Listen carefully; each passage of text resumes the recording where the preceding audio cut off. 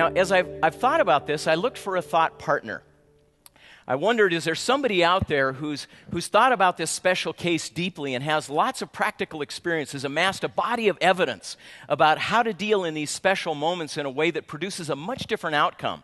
And I found a hero by the name of Jim Sporlater. Heroes are the people that are running into the burning building when everybody else is running out.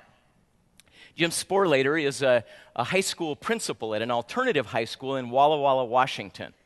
He ran into Lincoln High School when there were 1,000 reportable incidents per year. Now think about that in terms of number of incidents per day. Now incidents isn't like when I was in junior high school throwing spitwads.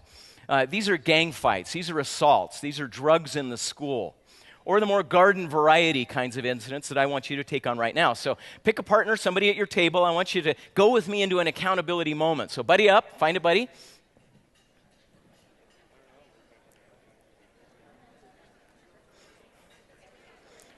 All right, everybody got one? Okay, so buddy up quickly and decide who's person A and person B real fast. Person A and B. So person A, raise your hand. Person A. Okay, person A, you're the teacher. You're the teacher in the classroom. Person B, raise your hand. Okay, you're the student or students if there's more than one. So here's what's going to happen.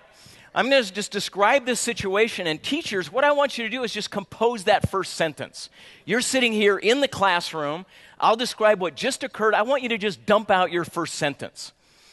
So this isn't an assault. It's not a gang fight. It's not a drug deal or something like that, but it's more of a garden variety experiment. There's a kid in your class, let's call him Herman, who walks in, plunks down, puts on headphones, plops his feet up on the chair, and just closes his eyes and zones out. This is in homeroom first period. So the teacher, you, walk up to him and say, would you please remove your headphones? We need you to engage in the class. To which he says, F you. And you respond, how? Go. What do you say next?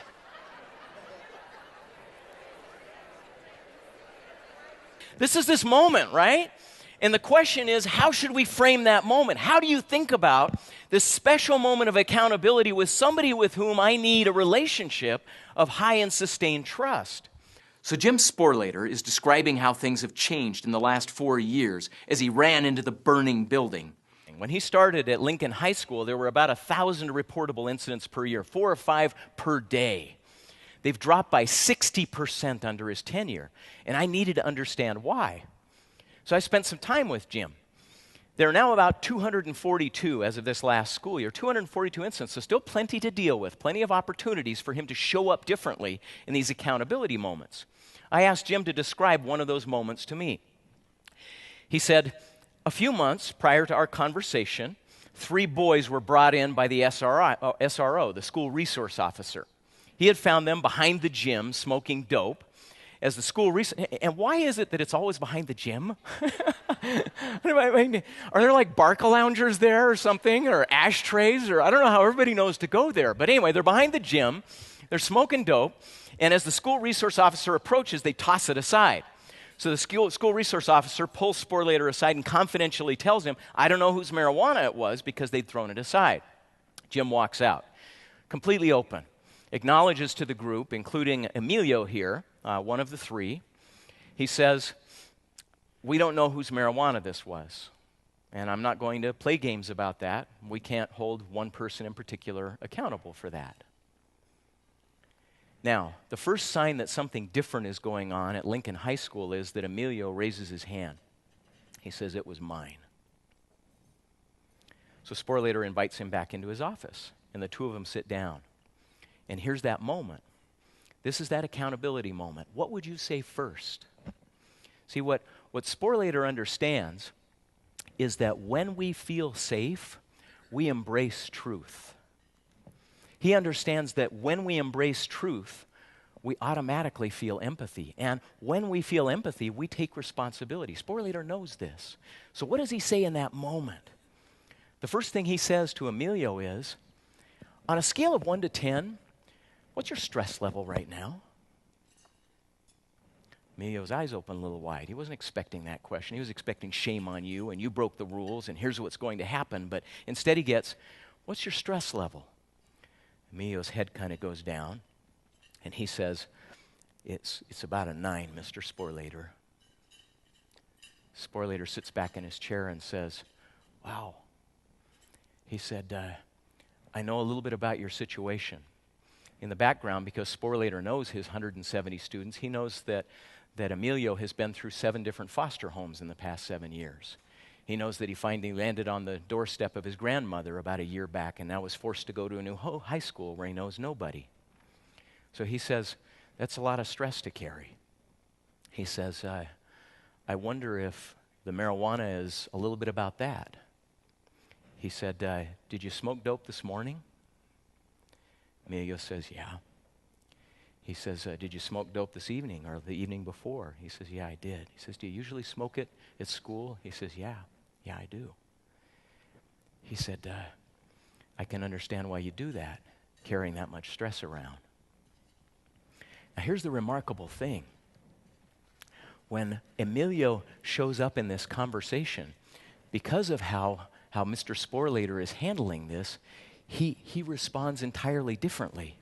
Remember, when we feel safe, we embrace truth. When we embrace truth, we feel empathy. When we feel empathy, we take responsibility. Sporlater says, what's causing the 9? Emilio says,